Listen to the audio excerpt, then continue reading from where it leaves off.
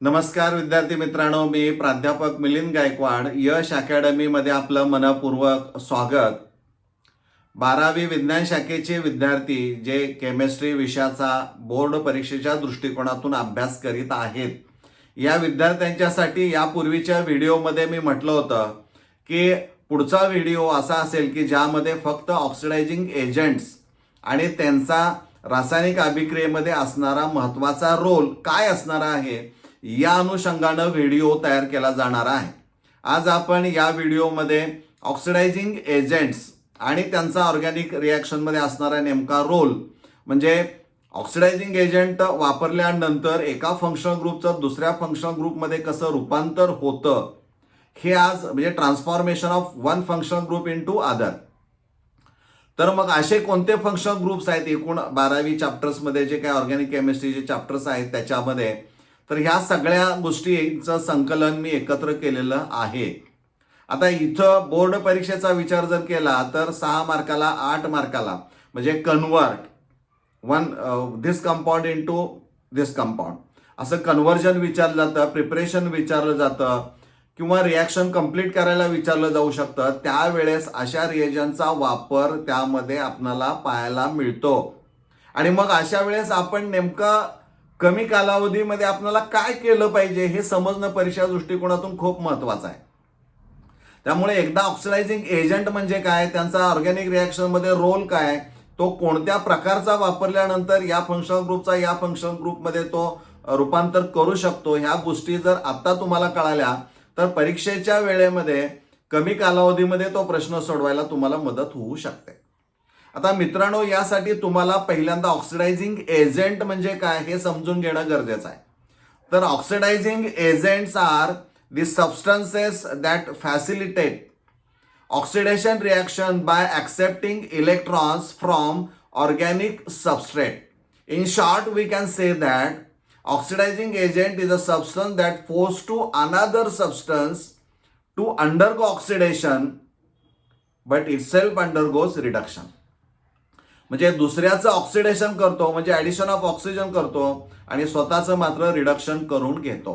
मग अशा रिॲक्शनच्या बाबतीमध्ये नेमकं होतं काय, तर अशा रिॲक्शनच्या बाबतीमध्ये these reactions typically increase the number of carbon oxygen bonds. Remember, carbon oxygen बॉन्डची संख्या वाढते कारण ऑक्सिजनचं ॲडिशन होतं. पण त्याच वेळी काय होतं, डिक्रीज कार्बन हायड्रोजन बॉन्ड्स, म्हणजे तिथं कार्बन हायड्रोजन बॉन्डची संख्या कमी होते आणि कार्बन ऑक्सिजन बॉन्डची संख्या वाढताना पाहायला मिळते. हे आपण लक्षात ठेवणं, डोक्यात ठेवणं खूप गरजेचं असणारं आहे.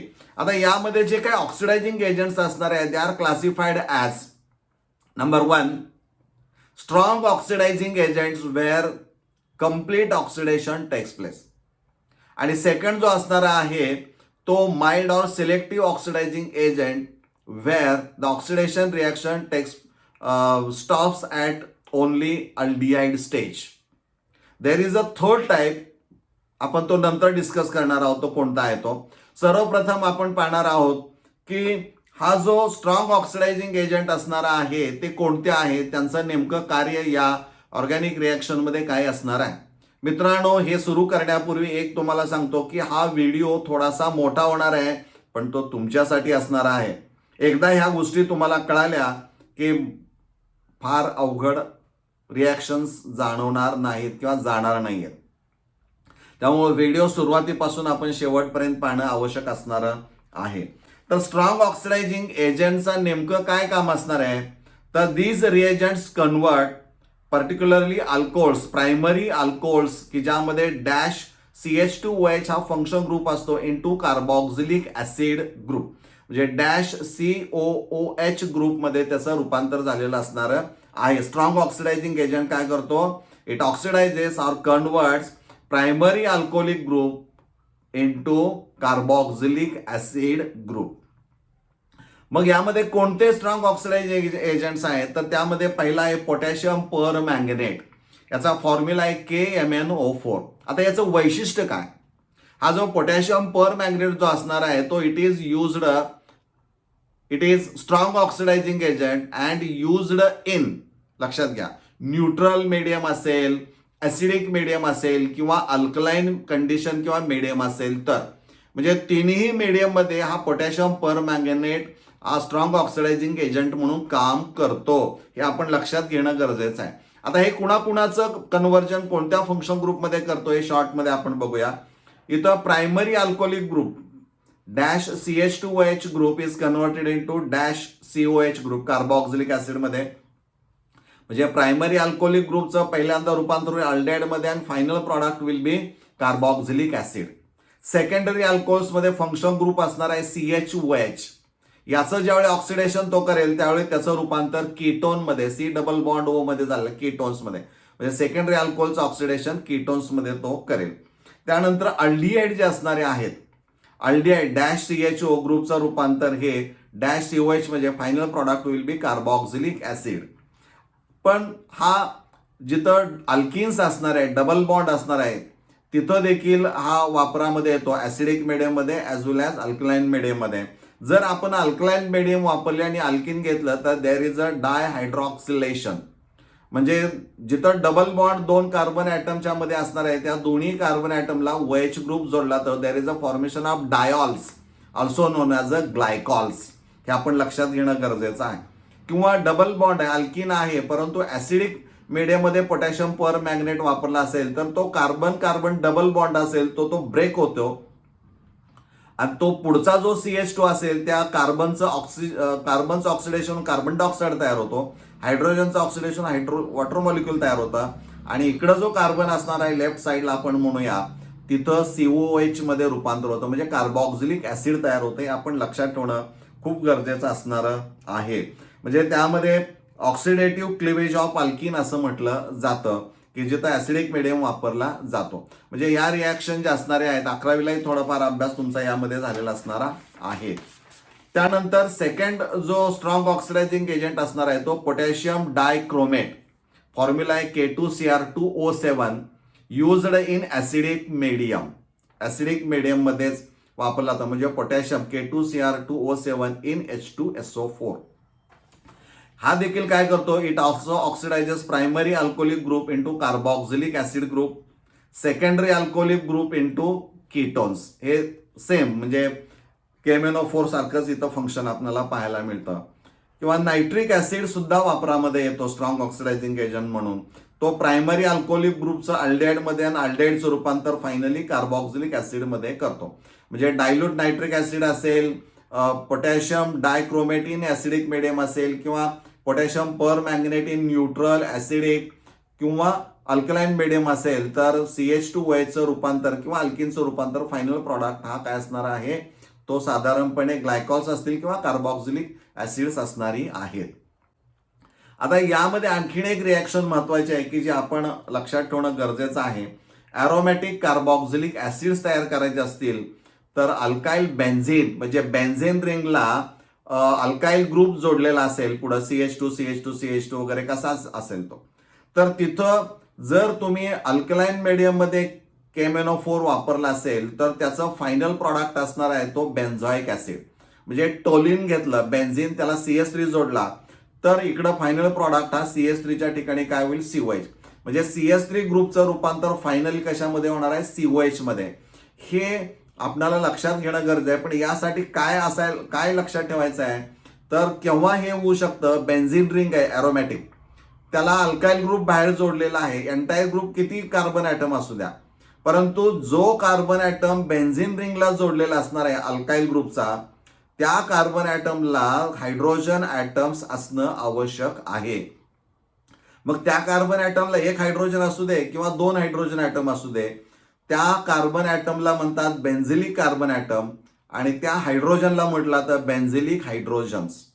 मग असं असेल त्यावेळी जर तुम्ही अल्कलाईन मीडियममध्ये पोटॅशियम पर मॅग्नेट वापरला तर मग मात्र त्याचं कंप्लीट जी एंटायर चेन असणार आहे जी बेन्झीन रिंगच्या बाहेर असणारी आहे ती कंप्लीट नाहीशी होते आणि त्याचं रूपांतर COH ग्रुपमध्ये होतं. हे आपण लक्षात ठेवायचं आहे. हे खूप महत्वाचं आहे. म्हणजे JEEच्या दृष्टीनं नीटच्या दृष्टीनं देखील ही रिॲक्शन खूप महत्वाची असणारी आहे. म्हणजे हा पार्ट झाला जो आहे तो स्ट्रॉंग ऑक्सिडायझिंग एजंट्स.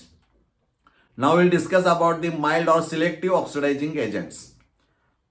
पहिला जो आहे तो pyridinium chlorochromate, in short PCC. PCC म्हणजे काय? Pyridinium chlorochromate. हा काय करतो? It transform primary alcoholic group dash CH2 group CH2OH group into aldehyde group dash CHO group without further oxidation to carboxylic acid. म्हणजे एकदा का तिथं अल्डिहाइड ग्रुप तयार झाला की त्या अल्डिहाइडचं पुन्हा ऑक्सिडेशन होऊन कार्बॉक्सिलिक ऍसिडमध्ये रूपांतर होत नाही. म्हणजे तुम्हाला जर final product, if you want to prepare only aldehyde from primary alcohols, you can use PCC. लक्षात घ्या. सेकंड जो असणार आहे तो एनहायड्रस CrO3, क्रोमिक ऑक्साईड किंवा क्रोमिक एनहायड्राइड त्याला म्हटलं जातं, CrO3. म्हणजे CrO3 जर वापरला आणि प्रायमरी अल्कोहोल असेल पण विदाउट वॉटर, म्हणजे जर तिथं पाणी नसेल, एनहायड्रस म्हणजे पाणी तिथं असणार नाहीये, अशा वेळी जर वापरला तर CH2OH प्रायमरी अल्कोहोलिक ग्रुपचं रूपांतर हे अल्डिहाइडमध्ये होतं, तो फायनल प्रॉडक्ट असतो. आणि सेकंडरी अल्कोहोलमध्ये जो फंक्शन ग्रुप आहे CHOH त्याचं रूपांतर हे कीटोनमध्ये होतं, तोही फायनल प्रॉडक्ट असणार आहे. थर्ड आहे कॉपर ॲट 573 केल्विन. हे क्लासिकल इंडस्ट्रियल मेथड असणार आहे की जिथं कॉपर मेटल हा हाय टेम्परेचरला 573 केल्विनला वापरला जातो. हे एक टिपिकल रिॲक्शन आहे की यामध्ये दोन वेगळ्या प्रोसेसेस घडताना पाहायला मिळतात. जर का समजा यामध्ये एक वैशिष्ट्य असं आहे की vapours of alcohols are passed over heated copper at 573 kelvin. म्हणजे जे अल्कोहोल्स असणार आहेत त्यांचे वेपर्स ह्या कॉपर जो हिटेड असणार आहे, ज्याचं टेम्परेचर 573 केल्विन असणार आहे, अशा वेळी ज्यावेळी पास करू त्यावेळी दोन वेगळ्या टाईपच्या रिॲक्शन्स घडतात. एक असणार आहे डिहायड्रोजिनेशन आणि दुसरी असणार आहे डिहायड्रेशन. दोन्ही प्रोसेस वेगळ्या आहेत. मग ते कुणामध्ये होतात हे आपण लक्षात घेणं गरजेचं आहे. जर प्रायमरी अल्कोहोलच्या वेपर्स ज्यामध्ये CH2OH ग्रुप आहे जर आपण त्या पास केल्या तर त्यावेळी त्याचं डिहायड्रोजिनेशन होतं, removal of hydrogen. Then there is a formation of aldehyde. हा अल्डिहाइड फायनल प्रॉडक्ट तिथं मिळतो. पण समजा सेकंडरी अल्कोहोल असेल की ज्यामध्ये CHOH फंक्शन ग्रुप आहे, अशा अल्कोहोलच्या वेपर जर कॉपर ॲट 573 केल्विनला जर आपण पास केल्या तर there is a formation of ketone as a final product. या दोन्हीमध्ये डिहायड्रोजिनेशन होतं. पण तो जर तिसरा अल्कोहोल टर्शरी अल्कोहोल जर आपण वापरला की ज्यामध्ये कार्बन त्याला OH ग्रुप असणार आहे, COH ग्रुप, अशा वेळेस 573 केल्विनला जर या वेपर्स पास केल्या तर मात्र वेगळी प्रक्रिया घडते. त्याला आपण नाव देतो dehydration, removal of water molecule. लक्षात घ्या. आणि पाण्याचा मॉलिक्यूल निघून गेल्यानंतर देर is a formation of alkene, carbon carbon double bond compound तिथं तयार केलं जातं. ही टिपिकल रिॲक्शन आहे. इथं ही गोष्ट लक्षात ठेवणं गरजेचं असणार आहे.